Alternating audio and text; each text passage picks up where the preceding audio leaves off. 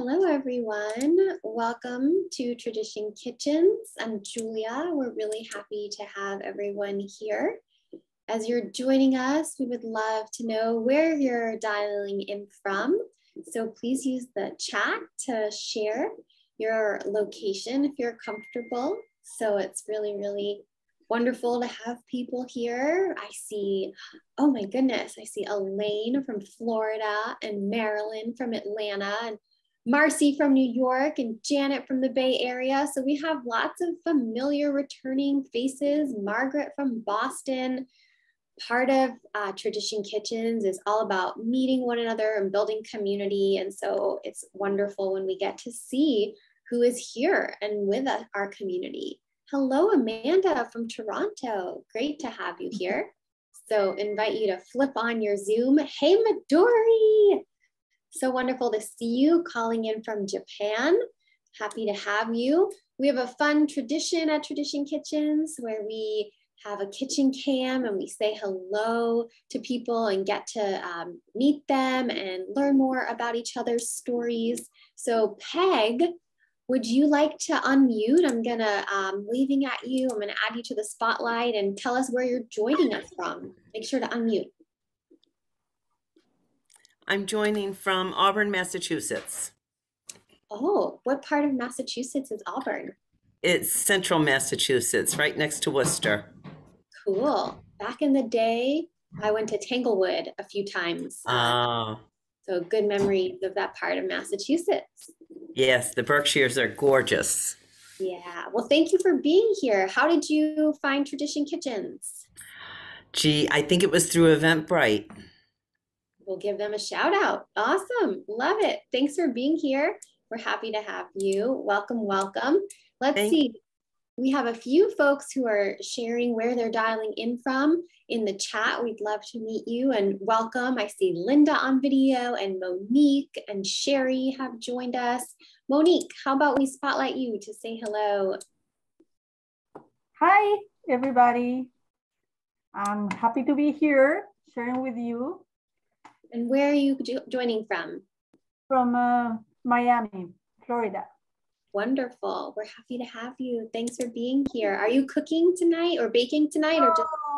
No, I've been busy today, but I'll make it tomorrow. I have everything ready to Perfect. catch up with it. We can't wait to see. And just a reminder for those of you who are cooking or baking along, you can tag us on your Instagram or Facebook and let us know how it turned out at any time.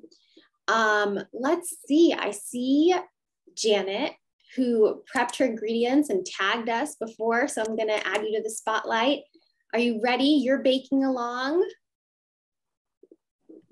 It's in the oven now. Amazing. We're so very exciting. Got my pie weights all cooling, so ready. Very cool. So excited to see how yours turns out. Janet has been a Tradition Kitchens regular and we love seeing her amazing confectionery and culinary creations. So we're about 5 minutes after, so it's 7:30 on the East Coast, 4:30 on the West Coast. Midori, 8:30 in the morning for you in Japan or 9:30? You're on mute. 9:30. 9:30, yes, early riser. Happy to have you. Well, welcome to our returning friends of Tradition Kitchens and our new friends. I'm Julia, really happy to have you here. Just a quick opening announcement. So many of you know this drill, so I won't spend too much time on it, but please do say hello in the chat. Let us know where you're calling in from so we can welcome you. We love meeting each other, so we invite you to flip on your video, and I want to invite you all to do that at this time so that we can take our selfie together, our Zoom selfie. Tonight, we're so excited to be learning from Jamie and her amazing story of attending pastry school. So we're going to learn more about her and the recipe that she's teaching us today. We also just want to open with a message of gratitude and appreciation. We know it is a crazy time in the world with what's happening in Ukraine. And so in honor and solidarity with the people of Ukraine, we are raising funds for an organization called World Central Kitchen. And we have a community fundraiser, which I'll put in the chat. And really, we just ask you to give however you possibly can to support the people of Ukraine right now, because it is a really challenging time. The organization we've picked responds to crises and goes in and they're cooking and serving hot meals and really taking care of people through food, which we believe in the power of doing at Tradition Kitchen. So thank you to everyone who's contributed so far. We're going to keep that up for the next week or so. And next week, we have a class with a woman who's from Eastern Europe who'll be sharing about her story, and we'll continue the fundraiser till then. So thank you, everyone. With that, I want to turn it over to our amazing teacher tonight and just remind you all of our community standards of kindness for each other, so that if there's a moment where you feel behind or the directions weren't perfect, we apologize. You know, we are not the Food Network. We are an informal, fun food community. So we are trying hard to get it all right. So before I hand it to Jamie officially, who's teaching from Boise, Idaho, I want to take our selfie. So if anyone else wants to join us on video, I'll call out. I see Paula. There's Parul waving at us. Christine. Ooh, we have someone named DJ Klepdog on the call. Super curious to hear about your story. Let's see, Cheryl, Elaine, Celeste. Anybody else want to be on video? All right, I will take our picture. 3, 2, 1. I love it. Oh, Janet with the lemons, how clever. I have everyone in gallery view, which I highly recommend at some point because it's really fun to see all of your faces.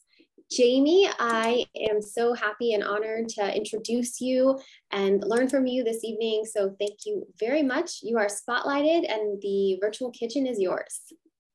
Hi, my name's Jamie, and I'm going to share with you how to make a lemon tart. And it's just one of my favorite recipes that I feel like is very well balanced and something that I wanted to share with you all. And so if you had your filling made already last night, then I want to remind you to take it out so it could come to room temperature, so we could put it in our filling in the tart later. The first things that we need to do for our dough is to mix together the dry ingredients. And so you could do it with a whisk. I like to do it with a pastry blender personally, but you want them to come together as one. And then we're just going to put in the butter. There's a couple different methods that you could blend together the butter into the dry ingredients. You can either use the pastry blender, which is my preferred method, or you can cut it up and blend it together that way. But you want it to become more homogeneous, and then we'll add the egg and then the heavy whipping cream. I'm gonna get my butter and add other dairy products.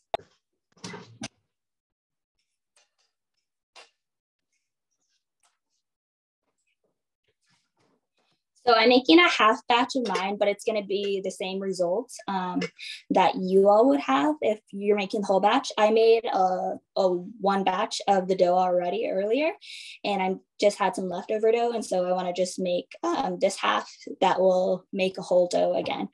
But I'll show you what the dough looks like afterwards when we're done making the dough. So you just put the butter in, and you can either chop it up with a knife if you don't have a pastry blender, or you can use a pastry blender. But you just want the pieces to be like homogeneous, and you want them to come together with the flour. When I was in pastry school, our chef would always say that you want the butter to like kiss the flour, so, and have a conversation with the flour. So you want it to be evenly coated with the flour.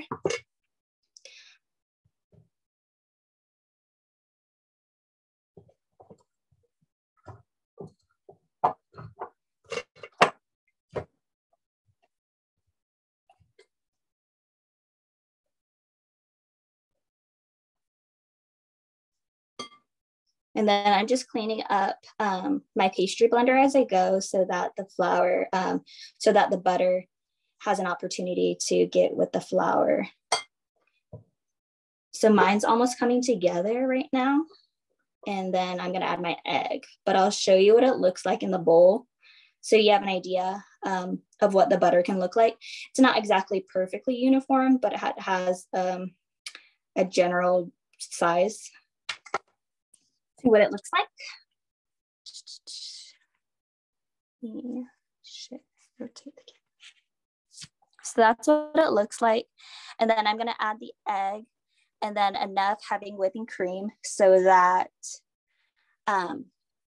we're able to form a dough ball. So since I'm only doing a half batch, I'm only going to use a half of the egg. So I'm just going to break it up with a fork and then add about a half an egg to the dough. So there's that.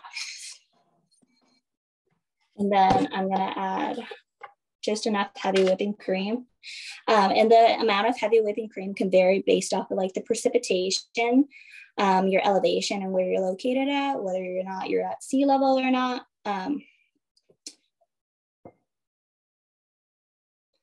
And so you can use the tablespoon, but for me personally, since I've made this recipe a couple of times, I just kind of eyeball it and get a feel with it. But you just like mix it together with your hands until it comes together. So mine's feeling a little wet, but there's still quite a bit of dry spots. So I'm gonna add a bit more heavy whipping cream.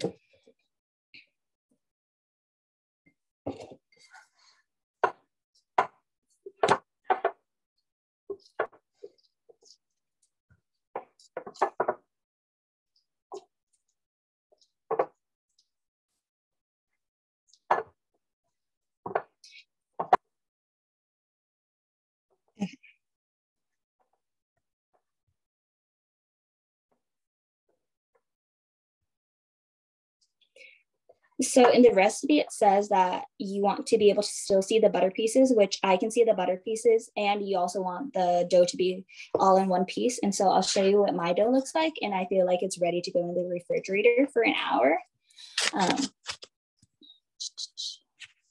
So this is my dough. This is what it looks like, but you still see the streaks of butter in it, but you can see that it's all in one piece. And so I'm gonna wrap it up in plastic wrap. And in the recipe, it says that you should leave it in a ball, but in pastry school, we actually learned that you should put your dough in plastic wrap and then leave it in like the shape that you're gonna roll it out to be. And since my pan is round, I'm gonna flatten it out in plastic wrap and then put it, like make it round. And then I'm gonna put it in the fridge. But let me wash my hands first.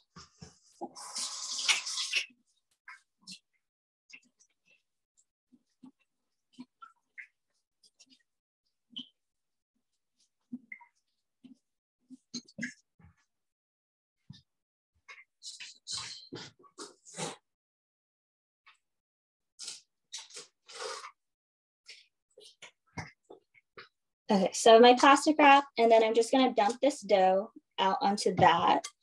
And then I'm gonna put away my bowl. And then I'm gonna just press this down and make sure that all the dough is covered with the plastic wrap.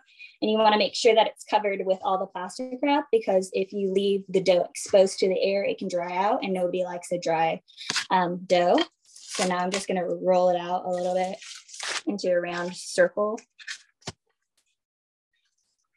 And this way, it also chills easily and more evenly. And then it is easier for you to roll it out when you're getting ready to make your tart.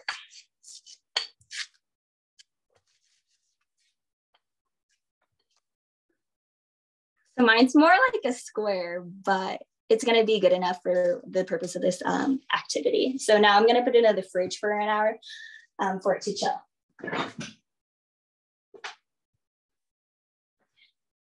Julia, were there any questions for that activity or for making the dough? I see a lot of folks are taking good notes. I think we're having people who are going to bake later. I know Janet is baking along, so nothing in the chat. Anyone have a question or a clarification? All right, let us know. Keep going. Cool. Okay, so now I had made dough earlier, and I just want to show you how to roll it all out and what that process looks like. And like I said, this is just a fraction of the size of the original dough, but it will give you a good idea of what it will look like when you're doing it. But I'm going to first preheat my oven because I have the dough already rolled out. I'm going to preheat my oven to 350. And then I'll show you the dough. So this is the dough that I was working on earlier. It's a lot more round, but it is the same concept. And then this is the size of the tart that I'm gonna make for this one. And so I'm just gonna roll this out, and it's suggested to do to roll it out to 1/8 or 1/4 of an inch for the dough. So I guess it depends on the thickness that you want your tart dough to be.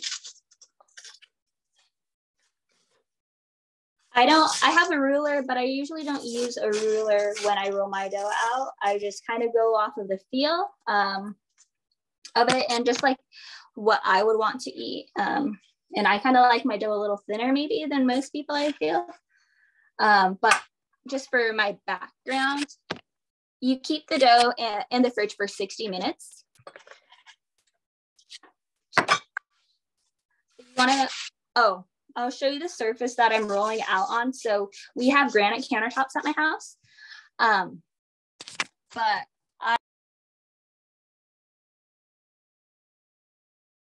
Oh, I think you went on mute when you flipped us, Jamie. Sorry. Okay. So I have granite countertop, but I don't like to roll out my dough on the countertop. I like to roll it out on this rolling mat. It's kind of like a plastic mat. I know that people have used silicone in the past or parchment paper even, but I feel like it just makes it an easier experience for you to roll it out so that your dough doesn't move all over the place. So I've put a little bit of flour on it. If you don't flour it, often the dough will stick, and dough sticks to dough. And so if you have dough on the counter that is sticking, then it's gonna be a compounding issue that keeps going on. And similar, if you have dough on your rolling pin, that will be an issue too, because it's just gonna continuously stick onto each other. So I'm putting on like medium pressure onto the dough, but I guess it depends on how cold your refrigerator is. I feel like we keep our refrigerator at a moderately cool temperature, but if your refrigerator is like really cold, then maybe you're gonna have to let your dough come to temp. If you are in a crunch for time, you can just pound your dough out with like one of these rolling pins and just like hit it, and that will like make it come to temp a little quicker. Or you can just leave it out on the counter for a little bit. But I put a little bit of flour on the rolling pin because I saw that dough was sticking to it, and then it was sticking to the mat.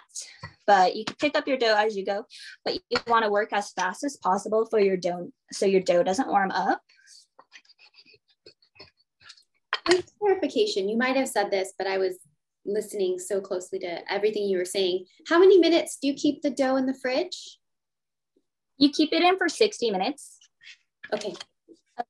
Of 60 minutes. You can keep it in longer. I kept this dough in for like 3 hours. And it's just so that I would imagine, just like based off my experience in school, that you want the gluten to relax. And so pâte brisée, which is the type of dough that we're making tonight, it has a tendency to shrink up, which I've seen just by making this tart so often, that it sometimes shrinks up if you don't leave it in the fridge long enough. And so I like to actually rest my dough in the fridge for at least an hour just after making the dough. But then once I roll the dough out to the size that I want for the tart, then I also put it in the fridge and let it rest for another couple of hours. Some days it's going to be longer just because my schedule allots it, but other days it's only going to be maybe like 30 minutes. But I find that really like prevents it from shrinking. So since I'm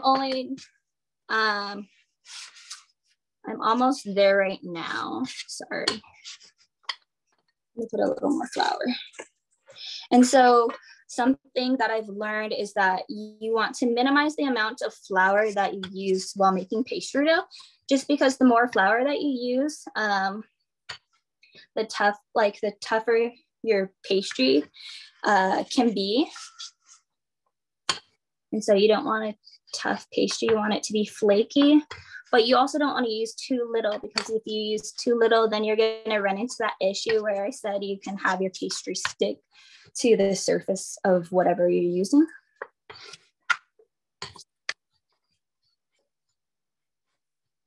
Okay, so I feel like it's a good thickness, something comparable to what I've done in the past.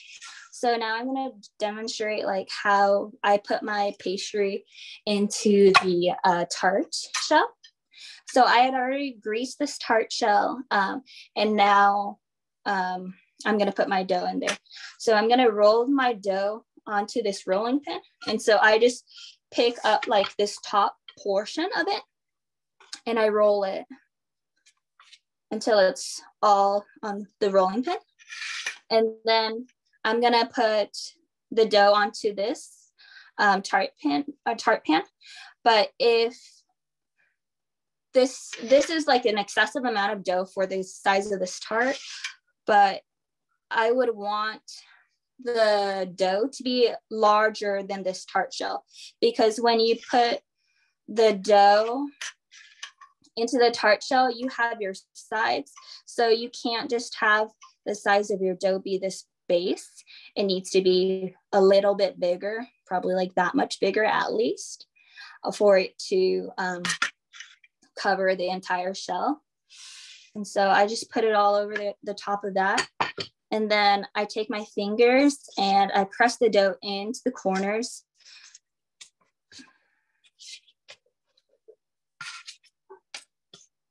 And then I'm gonna take my rolling pin and roll over the top of it so that it cuts the pastry, so that I'm just left with the amount of pastry that I actually need.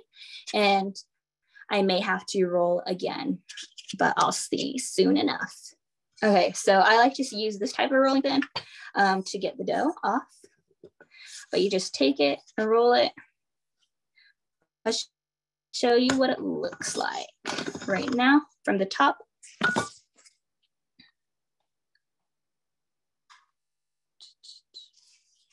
Okay, so this is what it looks like from the top, and then you can just take the dough off. I'm gonna switch back on it. It looks cool. I love it. And so I have the dough taken off, and you don't want to like wad it up because then it could become tough. So you just want to like fold it into pieces. If maybe I only had a little bit to spare, but since I have so much, then I could just fold it up like that. And then I'm gonna wrap it up, because if my pastry cracks, then I'm able to use this leftover dough, which I'll demonstrate if it cracks, but I'll explain if it doesn't crack, what I can do with this leftover dough. So this is what it looks like now that it's done. And now I'm gonna cover it up with plastic wrap, so again, it doesn't dry out, and then I'm gonna put it in the fridge. But once our oven is preheated, then we can put the one that I have in the fridge, and then we could continue on with the process.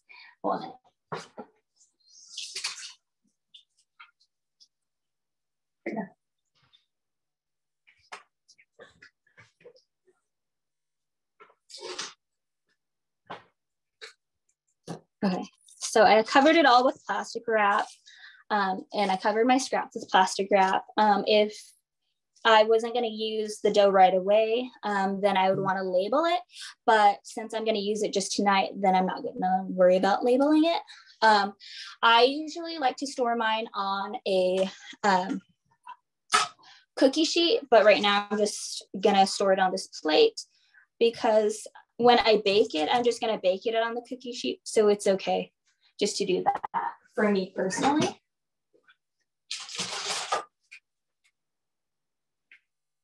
Okay. Are there any questions, Julia?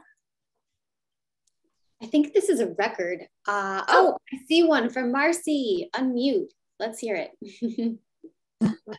So what size was that tin? Because you had a lot of dough left over. So Yeah, if I had make one big one, or could I make several small ones from the dough? yeah, you can make several small ones. I'll measure it out right now. I have a ruler right here. So this one is 4.5 inches big, but then I'll show you the one that I'm about to bake right now. So this is the size that I usually make, and I have like a little bit of leftovers from the dough, but not like too much. So this one is 10.5 inches, and this is the one that I pulled out already, and it's just been stored in the fridge, but it usually takes all the filling, but I just have leftover dough from it. So the recipe, I mean, I feel the recipe we have is good for the 10.5 inch one. Yeah, I'll show you what it looks like. It's just a 10.5 round one. Looks like this.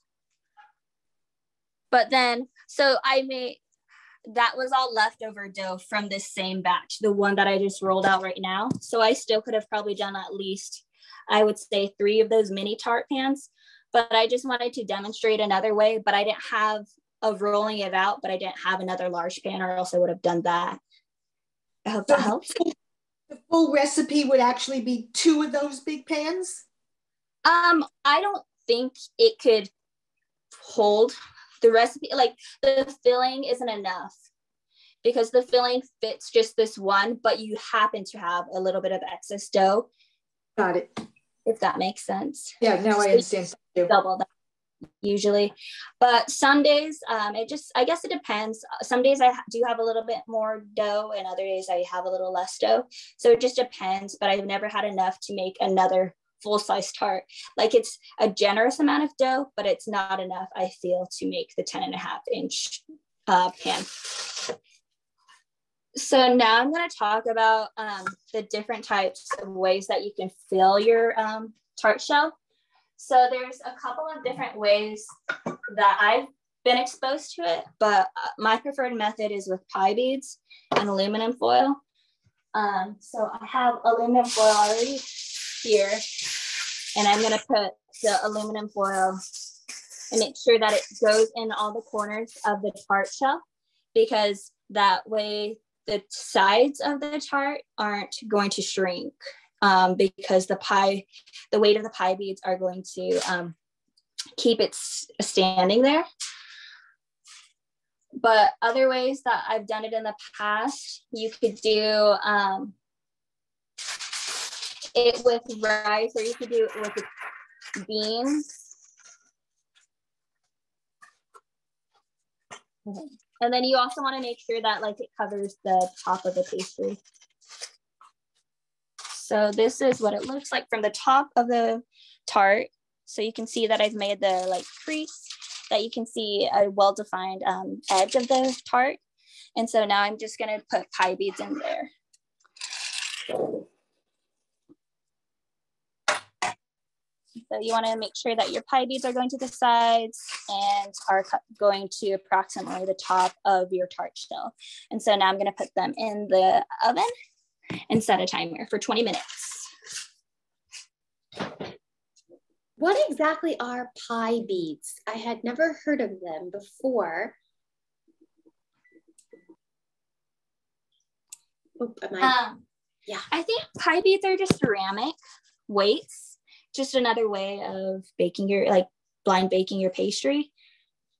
But we've done beans, but you don't want to eat these beans and you don't want to eat the rice, and it really smells bad after using it to bake your pastries with, but you can reuse them. I worked at a pastry shop, and we would have rice that we would blind bake our tart shells with, but we would eventually get to a point where the rice would all stick together and we'd have to throw out the rice. But I've used these pie beads, pie weights, long enough, and I've never had to throw them away, which is really nice. And Monique is showing off her pie weights. That's so cool. Is there anything you want to, where did you get those, if you don't mind us asking? I just got them at Amazon. And you too, Monique? I think it was one of the specialty stores for cooking. Cool. Yeah, that's so I don't fun. recall which one, but they're really good. Yeah, I'm intrigued. Thank you. And I think I see Kathy's hand up. Kathy, do you have a question? Did you say how much, what the temperature to bake the? Yeah.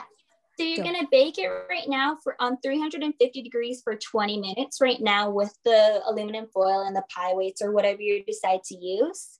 Thank you. Yes. So then I also wanted to mention that you could use saran wrap and then you could use rice or beans. In pastry school, we would use the saran wrap, which it was like a whole new concept to me. I never knew that you could put saran wrap into the oven. But I personally did that just at my home one day after school, and I didn't have like a very positive experience because the saran wrap had ripped. And so that was really discouraging because all the beans had then gone into the pastry. So yeah, I guess like for me, pie weights are the way to go, but it's not for everybody. So you can just test out your preferred method, but everything will get accomplished through rice, beans, or pie weights. I'm a little confused. You put the aluminum foil and the pie beads on top of the dough? Yeah, you put it on top of the dough. And you bake it for 20 minutes. And what does it do to the dough? If I remember correctly, it's just so it gets baking and it helps build that support that's needed. It puts the weight in, and it's because we're making a lemon tart and it has eggs in it, and so it's fragile. And so in school we learned that eggs don't like to go in it as a high temperature. And so right now it's going in at 350, but later we're going to reduce the temperature of the oven and have it go at 300 degrees. And so by baking it ahead of time with the pie weights and then with removing the pie weights, we're going to be able to bake it at a lower temperature. Actually, if I can add to your explanation, actually, that's the reason for that. It's to make the tart even, because the weight won't allow the pastry, the dot, to puff. So it will make a bottom even. That's why you use the weights or beans or whatever when you bake tarts or pies. All good information. I have a question. Do you use unsalted butter or salted butter? I use unsalted butter, but I've made this recipe with salted butter and it's been okay. We learned in school that it's usually more common in a professional kitchen to use unsalted butter just because then you are able to control the amount of salt level that goes into your dough or whatever pastry that you're making.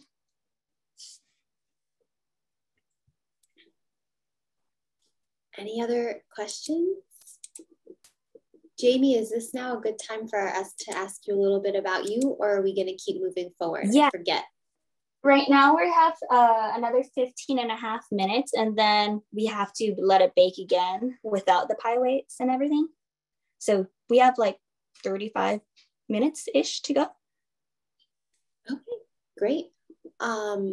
Well, I know you have a really cool story, and we would love to learn more about your background, like what made you pursue pastry school and how's the experience been? So perhaps we can start with what made you enroll and how was the experience? Yeah. Okay, so it's kind of a crazy story, but my life changed a lot because of COVID. So I had graduated college in 2019. I graduated from the University of Idaho. And then after that, then I went on to get a Fulbright English teaching assistant position in Cambodia. And so I'm not Cambodian, but I taught English in Cambodia. And so I was supposed to be there from October 2019 till August 2020. But because of COVID, I got evacuated and then I was forced to go home. And so I didn't know what I wanted to pursue at that point. And I was a bit confused. And so I spent a lot of time baking, which was something that I hadn't done much since high school. I started baking when I was in 4-H, I guess. And I'd baked for over 10 years, but hadn't picked it up much in college just because our kitchen didn't allow that in the type of living environment that I was in. And so I was always known for making pies in high school. Had never sold any, but people had always provided me with positive feedback on them. And then one day my mom was talking to some friends, and one of her friends' husband had mentioned that he would like to buy a pie because my mom had said I'd been making like hundreds of pies. And so he bought a pie. And so I guess that was the start of me starting a small business of specializing pies. So I have like this small business, Omeo Pie, where I made like dozens and hundreds of pies and sold them at farmers markets, specializing in fruit pies. And I did that in 2020. And then I did a couple of small events, just nothing crazy with COVID and everything. But then I went on and was like, I really enjoy this baking, and I don't know what else I want to do. I feel like this is the route that I want to pursue in life. And so I had joked around and looked into pursuing pastry school as an option because I'd always loved baking. And I said I needed to find a scholarship though if I wanted to go to pastry school, just because I knew that financially it would be really expensive. And it wouldn't be something that I would be able to do without a scholarship. And so I went on the James Beard website and was just playing around with it because I had heard about the James Beard, but I'd never known much about it. But I guess they offer scholarships. And so in February 2021, last year, I was on their website and found that they had a scholarship, and it was for a sizable amount of money. It was for $20,000. And I jokingly said that if I got the scholarship, then I would go to pastry school, not thinking that I'd actually get the scholarship. But I applied for the scholarship, which I encourage anybody that's interested in pursuing pastry school to apply for their scholarship. Their applications are due April 1st. And I received it, and then I hadn't applied to any pastry schools, but I knew that there were several pastry schools in the nation. And so some in Seattle, Portland, Texas, Denver, Florida, New York. I live in Idaho. And I felt that staying on the West Coast was really important to me. And for me, Seattle and Portland, they were too rainy. I don't really like the rain. And I think Seattle's great. I think San Francisco's amazing. And their program was only 6 months, which would mean that you could get a job a lot sooner.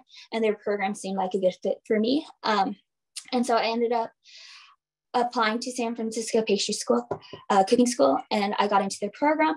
And it was some of the best time that I had ever spent. I spent 4 months in San Francisco, and I learned more than I could have ever imagined about myself, about baking, and about why I really loved baking. And so some of the things that we learned about were chocolate, custards, pastries, breads, cakes, just a little bit about everything. And then after the 4 months, then I moved back to Idaho, and then I held an externship at a professional kitchen, just honing in on the skills that I had learned while I was at pastry school. But the class size for our class size, there were only 5 of us. And so there were only 4 other students. And this, my cohort, everybody was in various stages of life. One had just graduated college, and then another person was, and they're almost 50 and had decided that he no longer wanted to be a plumber. And so he also decided to attend pastry school. But it was really neat to see the commonalities between all of us. That COVID really allowed this opportunity for us to pivot our careers and then decide that we wanted to pursue baking as a career. So that's a little about why I decided to go to pastry school. Wow, what a story. Thank you for sharing this amazing your path. And I'm so sorry about the I guess we could say the lemons, the situation with what happened with COVID, but you clearly made lemon tart by going to pastry school. So, and I'm seeing some reactions, emojis, and Midori commented, amazing story. So glad you found your path and had such great supportive students along there with you at all different levels and experiences. Really happy. Peg says she's so happy that you found your passion. So does anyone on the call have questions for Jamie? I can ask a few more, but would love to hear from some of you. Do you have any help? Whoever you live with, your family, whoever, does anybody help you in the kitchen, or do you keep them away and just let them clean up or whatever? So I do a lot of the cleaning. My mom would like to argue otherwise. So right now I'm living with my mom and my grandma. She actually lives with us. So it's 3 strong, independent women and the kitchen often. And so it gets a little challenging. Some days I like help and other days I don't. Sometimes it's just hard. But my mom, she when I was selling pies, I don't sell pies nearly as much as I used to. But she would always help me in the kitchen, and she would prepare the fruit because I didn't like to use store-bought filling, but she would always cut and peel apples. So I remember there was one day that I made 60 pies. And so she was just peeling pounds and pounds and pounds of apples. So she's really a great help. And my grandma, she's older, but she's always there for moral support. So I feel very fortunate in that regard too. Wow. Sounds like great mentors and partners around the house in the kitchen. Catherine says if things improve, you could be a traveling pastry chef. Apparently they are in demand. So tell us where you're doing is it your internship or your externship now? So I actually just finished my externship. I finished it a couple of days ago. So I finished it. I did it at a French patisserie here in Boise, and it was a great opportunity. I was able to learn a lot about myself, and just working in a professional kitchen. I feel that often this idea of working in a kitchen is just so romanticized, and it's you get to bake all day, and there's just a different pace of working in the kitchen when it's your personal kitchen versus when it's in a professional kitchen. And so that's something that I really learned while at my internship, was that you just move a lot quicker and are expected to produce a lot more, just because I was working at a high volume bakery. That more is more. You don't want to produce less, because the less you produce, the less you're able to sell. And so sometimes that could be really challenging. It was really challenging for me, with that being my first job in a kitchen, was keeping up with the pace, just because it's such a different pace than even just attending pastry school.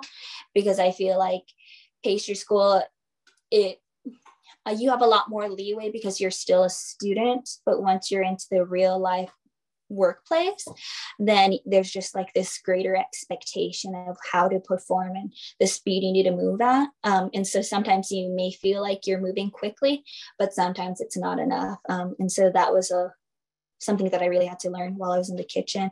We would often have to do in the kitchen that I worked in, there were 3 of us, and so one person was the owner and head pastry chef, and then one person had been there since almost opening, and then one person was there for almost a year, and so I was the newest one.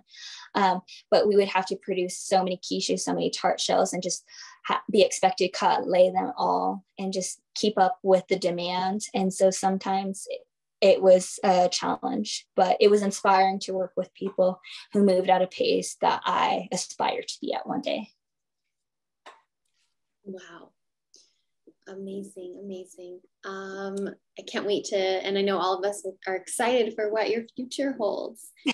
And Kathy is enjoying hearing about your experience, but wondering, I know that you encouraged everyone to make the filling the night before last night, if possible, but could you talk through the filling? Would that be possible? Great.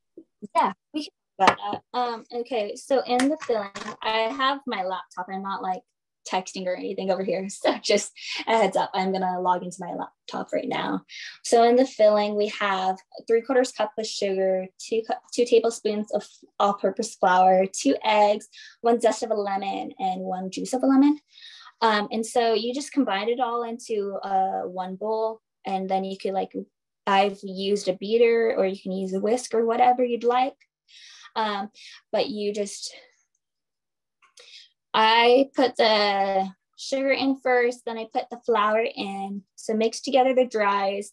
And then I added the zest of a lemon, which I used to zest my lemons, which I like to know what tools people use. I just used like this rasp. And so I grated the lemon zest in there. And then I juiced my lemon and put there, cracked my eggs, and then mixed it all up. And then I put it in the fridge.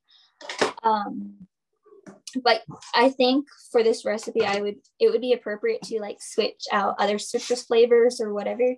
I was thinking even just with pastry school, I feel like I've been able to express my creativity a lot more.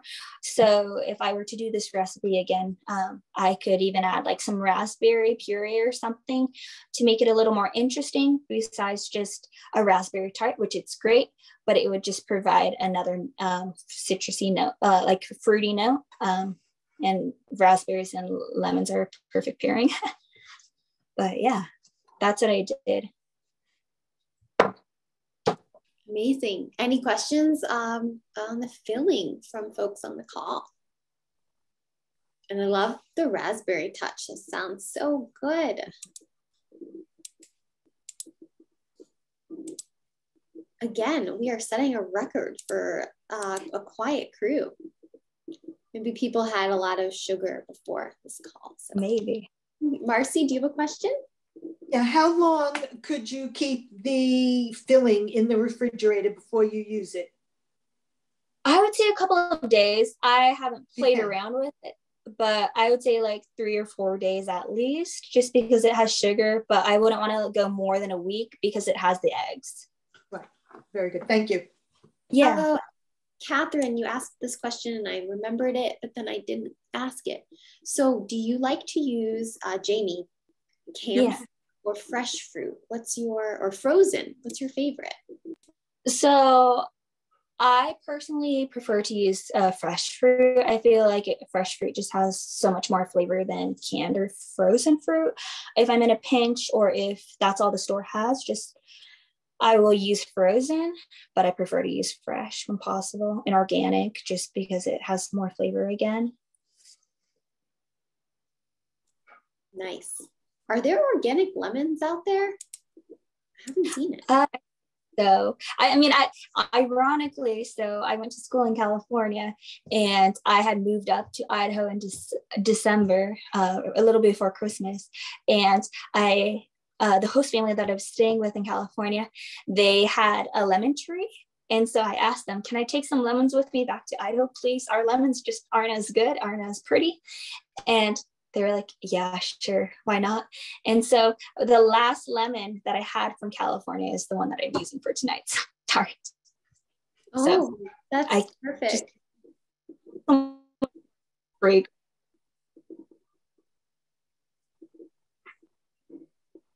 A little bit of California with you in Idaho. I love it. Any other questions? Okay, Jamie, what is your best baking advice that you can give to this group? Not necessarily about lemon tart, but about anything. What do you think people should know about baking that you've learned from your pastry school? Okay. Let me take the pie weights out in this aluminum foil. So I like to get a plate or whatever and just put the aluminum foil on it so it's not directly on the surface. And as we're waiting for that, Wendy, where do you live that you grow oranges, lemons, limes, peaches, plums, and nectarines? If you can unmute, please tell us. I live in California, near San Diego. Wow. Sounds awesome. Do you use your fruit for baking or just enjoying and eating? Both. A lot of baking and a lot of just eating. And I share a lot of it with my friends and neighbors. Aw. I think we'd all love to be. So I'm gonna do the tart before I put it in the oven. So this is what it looks like. There's a couple of bald spots that I'm not like too pleased with, which I could fill it in with the extra dough that I have. And so I could just rip it, which I think I'm going to do that because I'm worried that it's going to get too thin on the next time. And so that's just a result of my rolling. Maybe I was a little rushed and just didn't take my time like I should have the first time. But it happens and it's okay. I could fix the mistake as I go. Part of the experience. But I'm just going to take the dough that I had folded all on top of each other and put it down. Since it's going back in the oven, it'll be okay. But I'm just going to press it down into the tart shell. It's okay.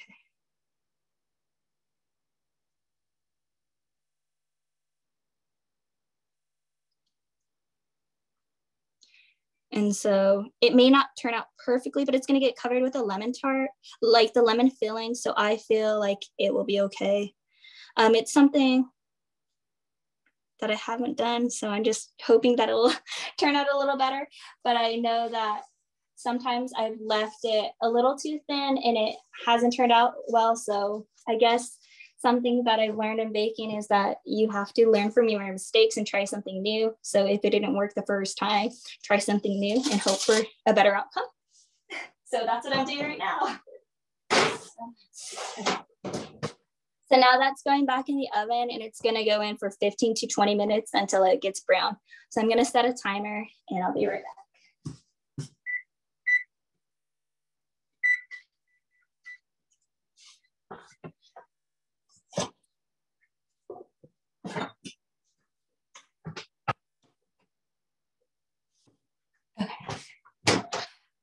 Julia, you asked me a question. I think you asked what would be my like piece of advice for somebody for baking?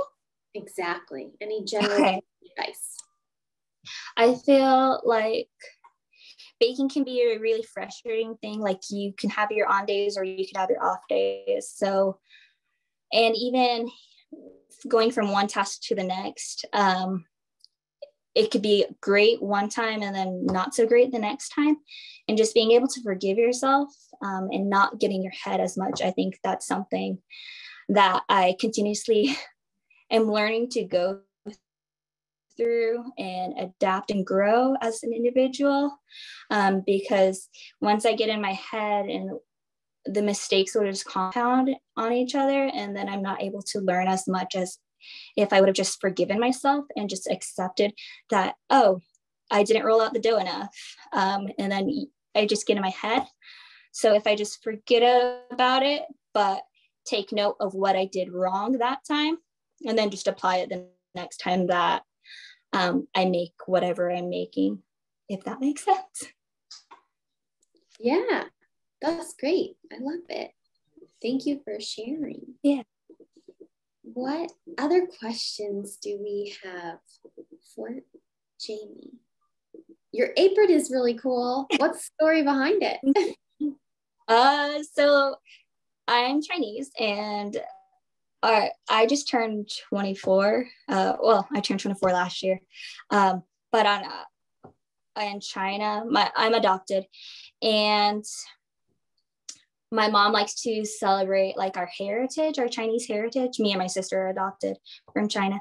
And in China, on the multiple of 12, your 12th birthdays, 12, 24, 36, you're supposed to wear red every day. And so all of my friends and family, they got me something red. And so one of our friends, they actually sewed this apron for me. And so it's just omeo pie because I make pies. And then it's red because of that's what I'm supposed to be wearing every day. A little red. Yeah. And isn't red also good luck in Asian and Chinese, like Chinese New Year? I've heard that from my friends, or Lunar New Year, to give things red. Yeah. It's probably good luck or prosperity or something of the nature. Yeah. May we all wear red. Yeah. wear red. That'll change the way the world is going. Yes, yes. And it'll make all your baking turn out perfect. Yes, that would be a plus. Wow, so cool to hear your story. Thanks for opening up and letting us know about your family more. Had no idea when I asked about your apron that would be the answer. I know, there's always just a bigger story, I guess, to everything. Yeah, that's so nice. Everybody in the chat has commented, lovely apron, and they liked your story. It was awesome. How are we doing with the tart? Are we ready to get back to final instructions for it? So, right now we're waiting for the tart to brown. So it's in there for 15 to 20 minutes, still on 350. So we had just removed the pie beads. So I guess I could go into what we could do right now. So once these cool, or if I have a glass container, but it's going to be a bit noisy for the purpose of this video, so I don't want to become too noisy. But you could put it in your vessel of whatever you're storing it. If you're just throwing out your beans or rice, then I would wait until they cool off. And I wouldn't put a lid on or anything. So I put these in to my container, let them cool down to room temperature, and then I would put the lid on just to store. But that's what I could do. And then I could use this aluminum foil, which I've done in the past, reuse it just to reduce resources, or to be able to reuse resources. But yeah, that's what I would do. And so we're waiting for the tart to brown. And so it just will vary on your oven of the 15 to 20 minutes. If your oven bakes slower, then it's going to be closer to the 20 minutes. If it bakes normal, maybe 18. So anywhere between 15 to 18 minutes with mine, because my oven cooks a little quicker. And then after that, then we're going to cool down the temperature to 300 degrees, and we could put in our lemon filling. Cool. Sounds Do you great. have to use the pie beads? What if you don't? You just press it down and put it in the oven? Sorry, I missed your question. If you don't, do you have to use the pie beads or rice or anything? What if you just put the pie crust into the oven? Like somebody had mentioned it with the docking, it will just, because the pastry I already saw, it did puff up, even with these pie weights on it, but it's going to puff up even more so. So I wouldn't recommend baking your pastry without the weights on it. Thank you. Yeah. Can I ask what kind of pies you love the most, like apple pie? I mean, what is some of the you like to make? So some of the best sellers, I make this apple pie, which I use these, my favorite apples. I don't like using Granny Smith. My favorite apples actually are Fuji apples, and I've had quite a few I have just want the apple, but I also sell like a mixed berry, which is a raspberry, blackberry, blueberry filling. So those are my two probably most popular options, which I have returning. For me, I don't like very sweet things. I like the fruit to shine more, and I guess with my mom being like into PE and health, that's what her profession was, is she's a lot more conscious of that. And so I try to be as well,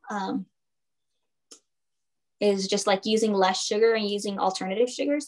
So sometimes I make a pear pie, and I just, instead of using sugar, cane sugar, I'll just use honey as my sweetener. And I feel like that's a really good sweetener to use. I have a question. Yes. Yeah. After you said you cook it for 35 minutes. I'm sorry, at 350 degrees, the oven. Then you lower it to 300. What is that? Yeah. When do you do that? So we're going to do that after. So we had the 20 minutes, the initial with the pie weights. And then we took off the pie weights and then put it in for 15 to 20 minutes, still at 350. And then once we see that the color is golden brown, then we're going to reduce the temperature to 300. So right before we put in the lemon filling into our tart. How long do you keep it at 300? So then we're gonna cook it for another 20 minutes, or yeah, about 20 minutes until the lemon sets.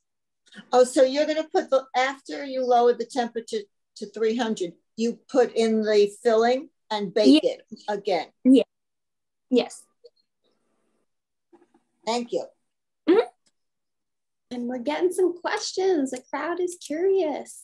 Monique wants to know, do you have a special type of dough recipe that you like that could be used, I think, for other pies perhaps? Or Monique, is that what your question is? You're on mute. Or do you like to do puff pastry or breads or any specialty or any type of? Yeah.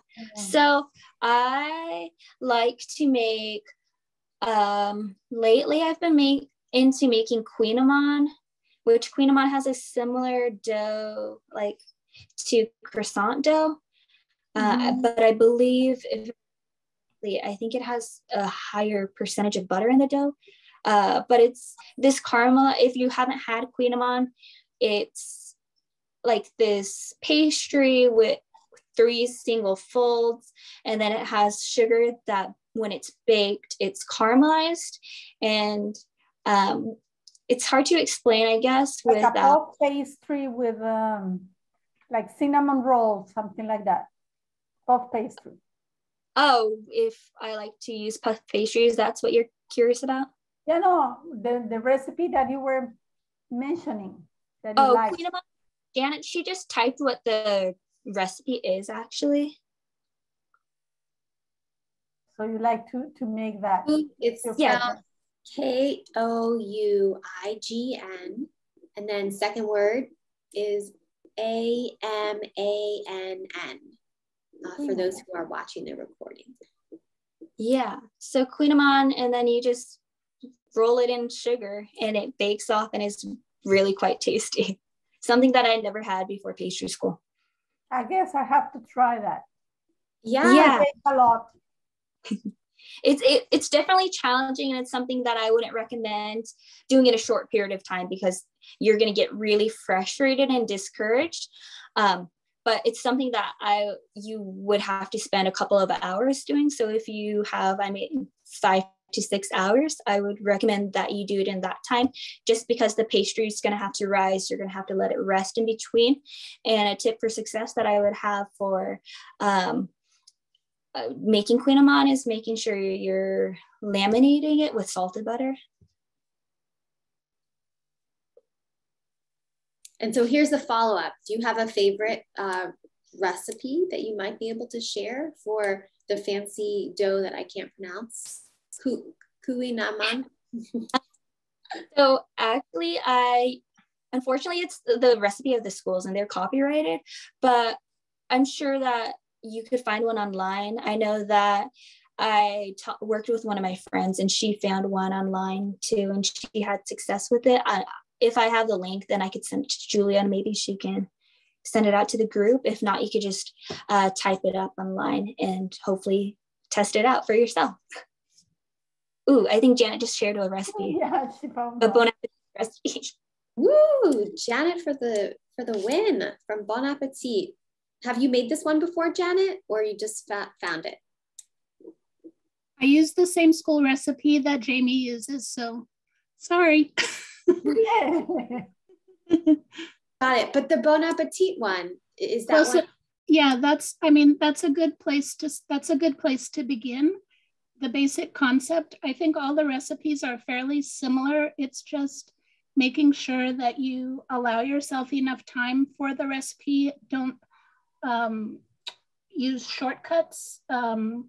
Use really good butter, and even if it doesn't come out the way that you expect the first time, keep trying. As Jamie mentioned, just don't let that initial experience be the determination of whether you do it again. I think the more that you practice, the better that it will turn out. And hopefully you have many willing participants who can help you quality control.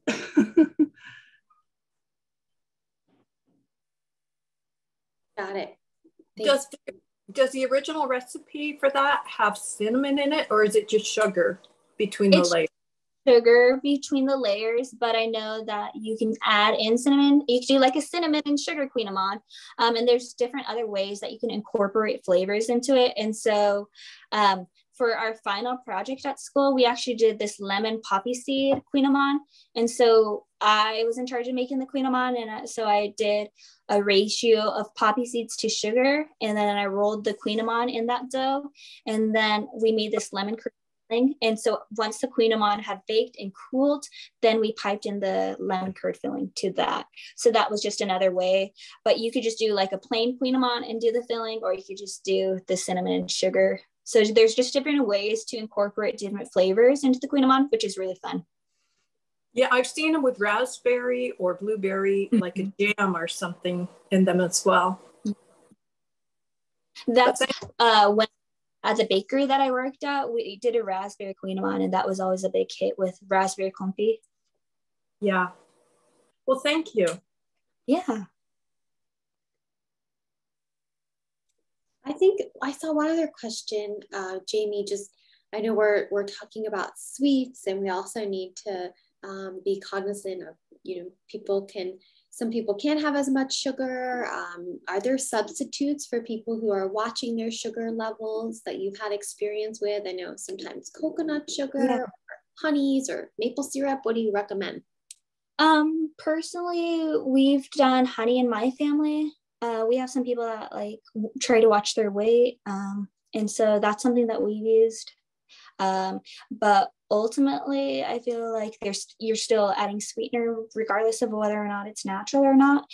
So one of my big things, generally speaking, with the exception of a couple of recipes, this one being one of those, is that I cut the recipe of like the amount of sugar that it has by like a third.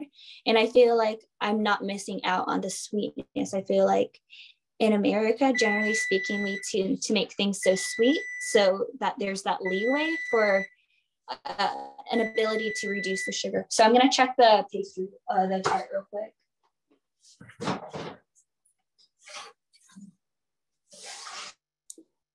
And your moderator is stepping away to use the restroom. So Parul is your unofficial moderator. Parul, keep it up while I'm out. I'm on it. So right now I just checked the tart and it looks great. The little patches, they seem to have worked. They blended mostly into the dough. It's still a little light for the liking of me in color, but I'll show you once I take it out. In practice, I would recommend that you let your tart shell come to room temperature. I feel like, I don't know, maybe Janet, she can chime in and give her opinion, but I feel like with the lemon filling, I would recommend letting that cool just so that it doesn't cook the eggs so quickly. Agreed. Okay, so I'm gonna let it cool for a couple of minutes, but just I'm trying to be mindful of your guys' time, and I wanted to get through the process as quickly as possible, but also still deliver like a result that I'm happy to show. So once it gets out of the oven in the next couple of minutes, I'll show you what the color looks like, and then I'll let it cool. I may even take it outside just so it can cool more rapidly.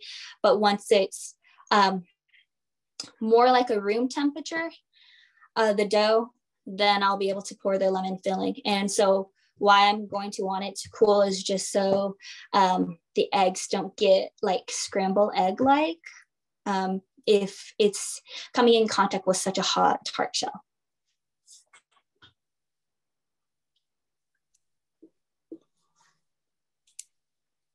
How did it, what just came out of the oven, Jamie? So I just had to put it back in the oven for a couple of minutes. So we're at like 18 seconds and I'm going to shake it out, and then I'm going to go put it outside so it can cool down quickly. And then once it cools down enough, then we're going to put the lemon filling in and put it back in the oven.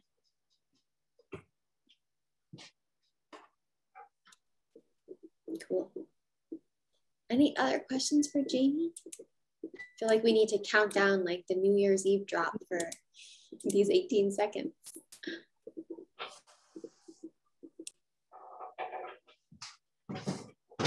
So I feel like if I had more time, I would want it to get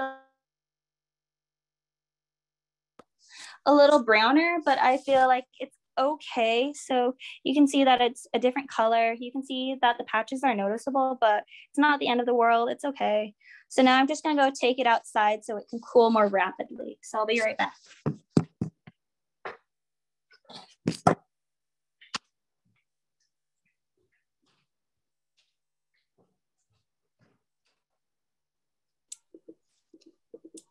Janet, how is your tart doing? Yes, I'll move the camera over. Give me 2 seconds to show you the finished product. Hang on. Can't wait. And I don't know if anyone else is joining us baking along. If so, you're welcome to share. So then now's the time that I'm going to reduce the temperature after I just took out the browned tart shell. So reduce it to 300.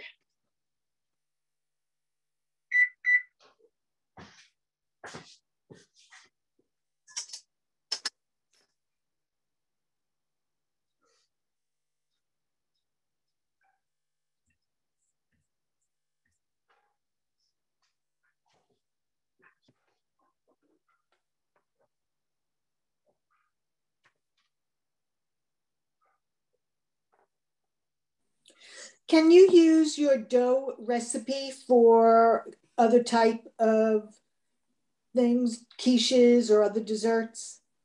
I personally have never made anything else with this dough in particular, but I'm actually, with the leftover dough, I'm gonna make a quiche tonight. So I can't imagine why not. I feel like, to me, this dough isn't really sweet. I mean, it only has 1 teaspoon of sugar.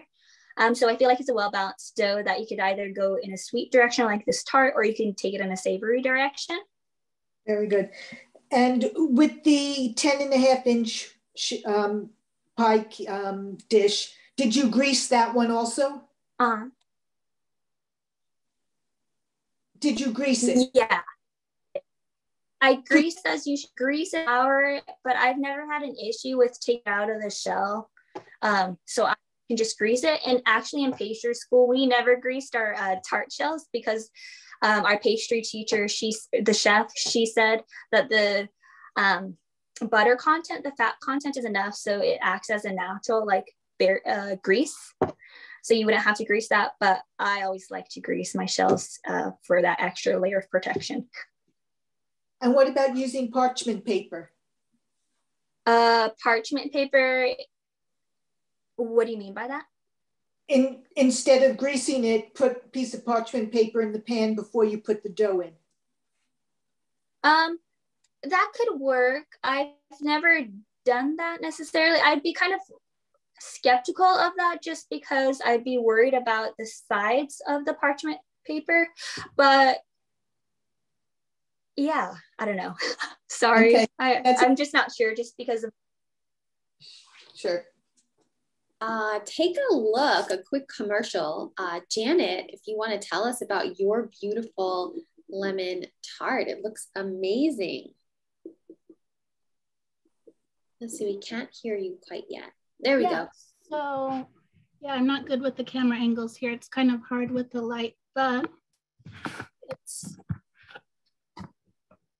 awkward. Of course the phone rings, sorry. So I added vanilla bean paste to mine. So the color is a little bit darker than probably the ideal lemon version would be. This is a rectangular tart pan. It is about 10.5 by 8 inches.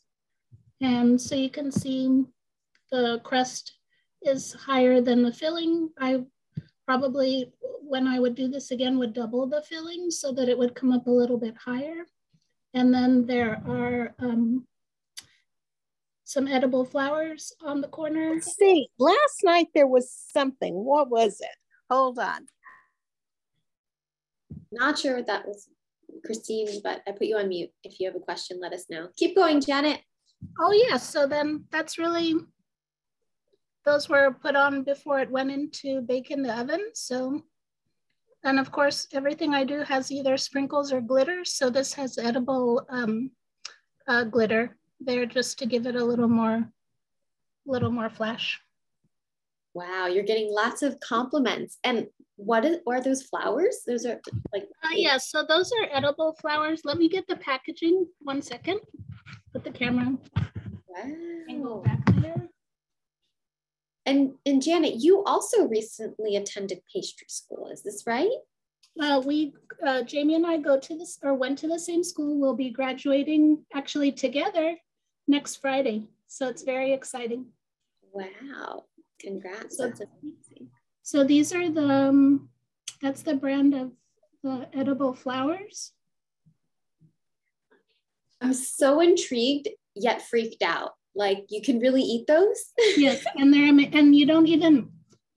they don't taste florally, I guess would be the way to say it. They have a nice texture, and it's very interesting, but it's not off-putting. Like, it doesn't taste like I know I've had like wheatgrass shots at Jamba Juice, right? It doesn't taste like grass. It tastes it gives you some nice texture without very much flavor. So very good. Very cool. Thank you so much for sharing, and congrats to both of you on your upcoming official graduation. I know, I can't wait to meet Jamie in person. I've always followed her since she started pastry school and just furiously like everything that she does. And I'm so, I was always so proud to see everything that she was making. And so I just really am looking forward to having the chance to meet her in person next week. I wish I was able to attend, but I'm not able to attend. But I love following your posts and everything. Great, been connected via social media.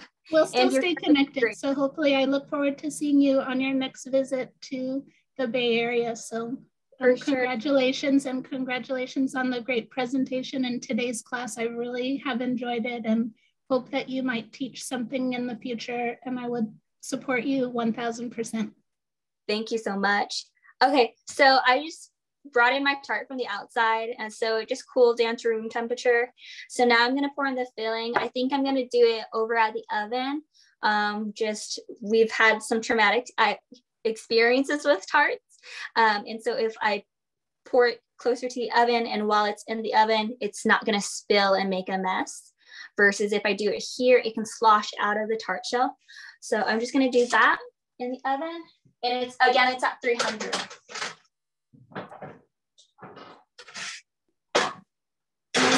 Oh, you're doing it. I was going to say, can you bring your phone closer? But then it would be in the oven. Haha, just kidding. Well, this has been a truly authentic experience, being able to see Jamie in action. Really, really cool. I know we're close to wrapping up, so I wanted to just put a link for those of you who want to join for our next class next Monday, Orange Lavender Breakfast Buns with Lenka. So we hope to see you there. Did we have any spills, or did it go in? No spills. It went great. And so now I'm just gonna set the timer. It says bake until set, or until like approximately 20 minutes. So again, it just varies on your oven. So I'm gonna set mine for about 17 minutes.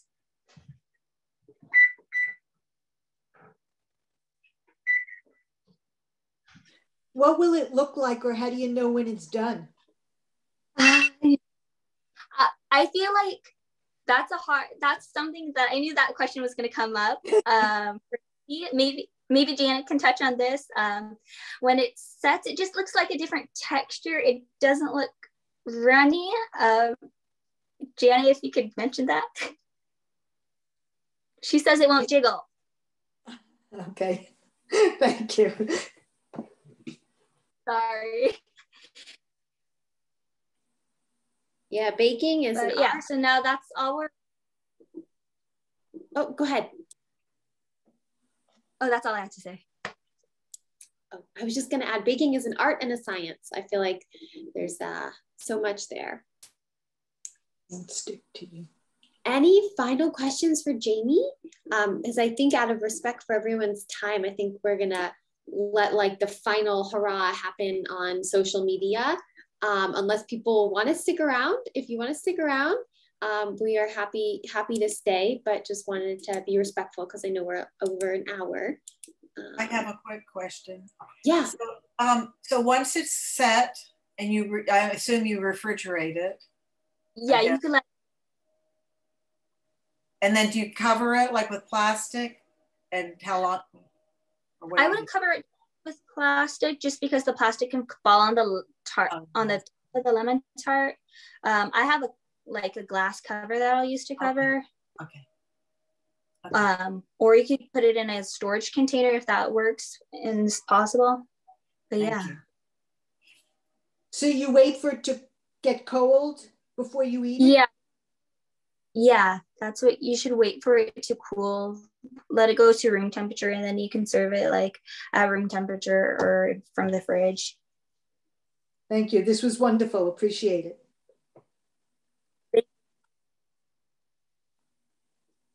All right. I think with that, thank you so much, Jamie. Everyone, if you want to, feel free to unmute, give her a round of applause so she can hear it, or show your favorite emoji reaction. I'm seeing lots of hearts and parties, and this has really been so much fun to learn from you. And we can't wait to make our own tarts. So please let us know, everyone, how it turned out, and tag Jamie and Tradition Kitchens as well. So we'll send that to you in the follow-up so you know how to keep in touch. Any final words, Jamie, before we wrap up? I don't think so. This has been great. Thanks for joining, everyone. Thank you. You were amazing. And we wish you and Janet the best of luck with your pastry school education. Can't wait to see what you whip up next, and hopefully see everyone next week. And if you want to teach a Tradition Kitchens class, we welcome you to do that. We're all volunteer led, and we hope to feature as many different people from our community as possible. So feel free to reply to the emails we send out. See you soon, everyone. I do have a quick, I'm wondering if Julia, I'm wondering if Jamie has any more classes coming up. That's very kind. I don't right now, but if you have any suggestions on what you would want to see, I could possibly put together something. This is just so. I don't know. I love doing pastry stuff. I like pies, chocolate pies. I've been looking for a chocolate mousse recipe pie that I made years ago, and I accidentally threw it away. It was a mocha chocolate pie. It was like a mousse pie, and it had a chocolate Oreo type crust, and it was just so good. It was like, I don't know if you guys have a Marie Callender's anywhere near, but it's similar to their chocolate satin pie, and so good.